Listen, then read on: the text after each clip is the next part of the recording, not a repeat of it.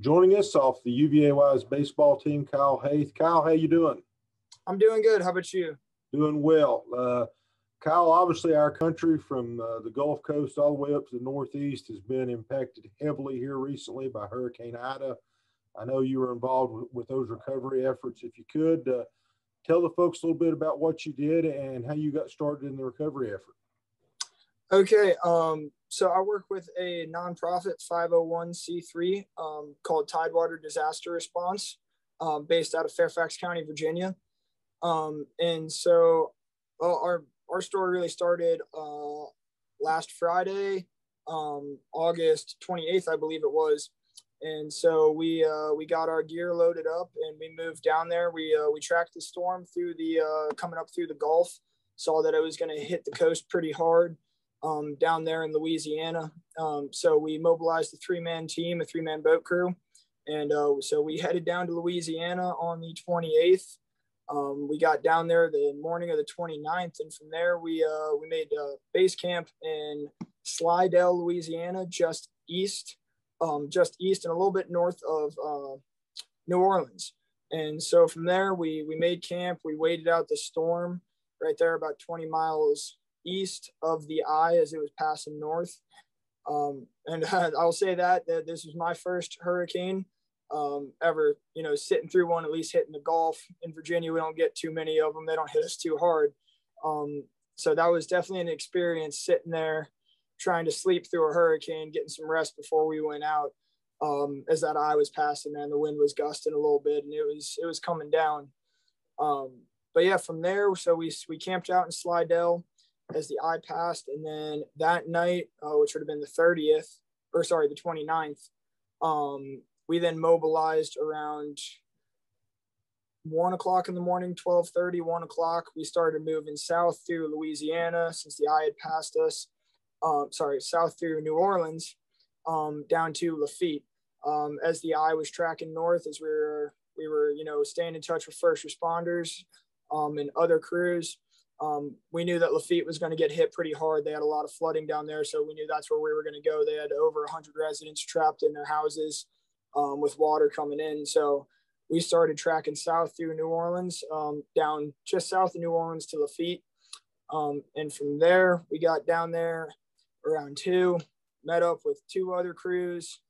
Unfortunately, at 2 o'clock, with how the water was rising over the levee, we didn't have a good spot to drop in. We had to retreat actually about 4 miles further back to let the water completely finish rising. And then, so around 5 a.m. that morning, we met up with the Jefferson Parish Sheriff's Department. They had some search and rescue teams down there. And we linked up with 2 National Guard boats, their search and rescue teams. And from there, we deployed out about 6 miles north of Lafitte.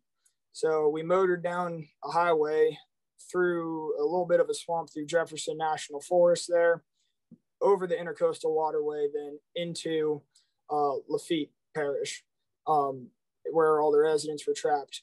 So from there, I mean, we experienced about 2 to 4 feet of flooding, depending on where we were. The levees, when we went in there, we went over top of the levee. There was so much water.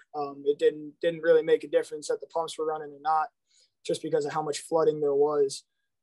So we got in there. We assisted with some rescues, pulling people out, giving them to the National Guard. They would ferry them back to a boat landing there where Jefferson County Sheriff's Department was ferrying them up to a shelter.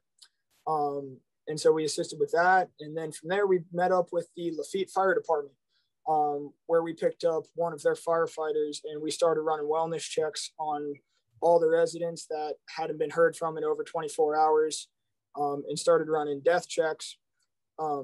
Fortunately, everybody we ran into was okay, which was, we thank God for that. Everybody was okay. The 2 death checks we ran, again, everybody was okay. And which was a really great experience, knowing that, there was very few fatalities down there. Louisiana only, at least last I heard, only experienced 4, which is really unfortunate, but it's good that there was so few. So we're really grateful for that as an organization. But yeah, so from there, we were out on the water all day. We finally pulled our boat back out. We came back up to just south of New Orleans and pulled our boat out around 5 o'clock that afternoon, along with the sheriff's department there. And from there, we started, moving back north again into Louisiana to make base camp for the night, because we did get all the residents who needed to be moved out of Lafitte out, which was great. Nobody was left stranded there. The rescue effort was incredible. There was tons of boats in the water, Jefferson Parish, National Guard, the Cajun Navy, Tidewater Disaster Response. Obviously, we worked very swiftly, very smoothly, and we got everybody out of there in the span of about 8 hours, which was awesome. They ran a very organized ship down there. Jefferson Parish Sheriff's Department, their disaster team, headed the whole thing, and they kept everybody moving real quick, which was great. Well, Kyle, I guess I'll speak for everyone. First and foremost, thank you and everyone involved in that with the rescue efforts. And I was following along on Twitter, as I'm sure a lot of people were when the hurricane hit, and getting reports of some citizen-led outfits going down there and rescuing people. So thank you and the other folks that participated in that. And I guess my second question to you is, how did you get involved with the Tidewater Rescue? And if someone wanted to get involved with an organization like this, how would they go about doing that? So I got involved with it through the founder, Mike Foster. Started this organization. He's a wildlands firefighter who works in the Forestry Service. And he's got family down in the Carolinas and Louisiana. And when there's experienced flooding before in the past, he would go down and help with the relief effort. And then, he actually started this company because during Hurricane, sorry, give me one sec. During Hurricane Florence, he found that there was not very many, there wasn't enough rescue workers there to meet the demand. And they found the same problems with Hurricane Katrina. That's how the Cajun Navy got formed. There just wasn't enough rescue workers. And so that's how this organization formed. He started that. He's been doing hurricanes now for years. And I just happened to, I knew him. He knew me. He wanted me. He knew what I wanted to go into further on down the road after college. And he took me to get some training certifications, got my Swiftwater search and rescue technician certification, did all of that through Tidewater. And I've just been a part of this now for 2 years, helping on the preparation side of it. And now I'm getting into the rescue side of it now that I'm certified. So I'd say if you want to get into something like this, there's tons of organizations out there. The biggest thing is you kind of got to have the will to go do it.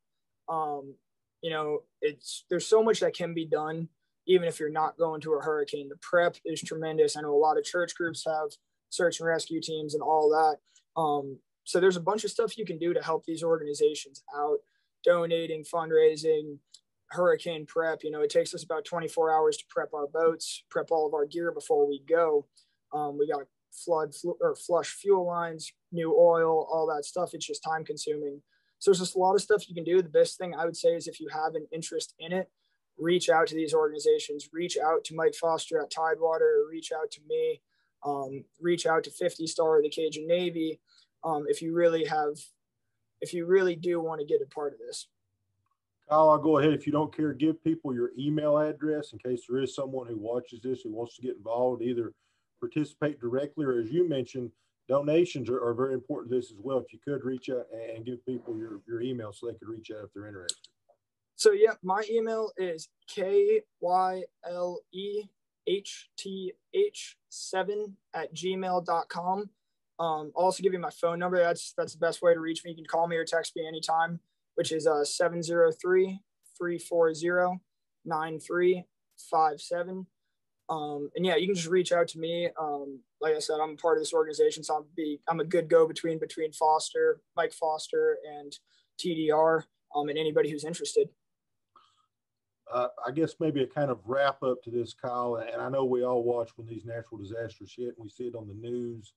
But when you're there firsthand, as you were, try to put into words, as difficult as this may be, the devastation that those people are going through, and maybe the economic impact and the loss of property and things of that nature, and the help that people in the Gulf Coast region and also in the Northeast as the flooding happened up there as well. Now, the only way I can really put it into words, yeah, the destruction to property, the destruction to, public land as well, roads, infrastructure, it's tremendous. I wouldn't describe it as devastation, though. The one thing I found while we were down there, we're motoring along through city streets in a boat in 3 feet of water, and we're passing by people who've lost just about everything they own, cars, houses, whatever it may be, but nobody was devastated by it. The care and compassion that we received from these residents as they were passing by us or as we're pulling them out of houses was phenomenal and very moving. It amazed me that people could lose everything they've ever owned and still be happy and caring in that moment. The absolute love that we got from the Louisiana residents was it was moving. I know if I was in that situation, I would probably not be that chipper and cheerful. But we got nothing but love from these people, and that was the most amazing thing. Now, there was water everywhere. Houses were destroyed, cars were ruined, infrastructure's trashed. There was garbage everywhere, but there was no devastation to the people there. They will keep moving forward and they'll keep rebuilding. The resilience of the Louisiana people is absolutely phenomenal. And that was the most moving part of it. They'll rebuild and they'll clean up all the trash, no problem. There's people down there right now. There's people in their communities helping out every single day. So it didn't devastate the people at all. There was destruction, but I wouldn't say there was any devastation. Kyle, man, again, appreciate all the work that you and your colleagues did in helping those folks. And, if you're interested, people, again, in helping out in any way, one more time, Kyle, give that email address before we hop off here. Okay, it is KYLEHTH7@gmail.com. And if you want to just donate directly, you can reach us at tidewaterddisasterresponse.com. There's a place to donate on our webpage, and I'll send you over a link to that if you want to post that as well. Awesome, man. Appreciate it. And again, thank you for all your hard work. Thank you for your time.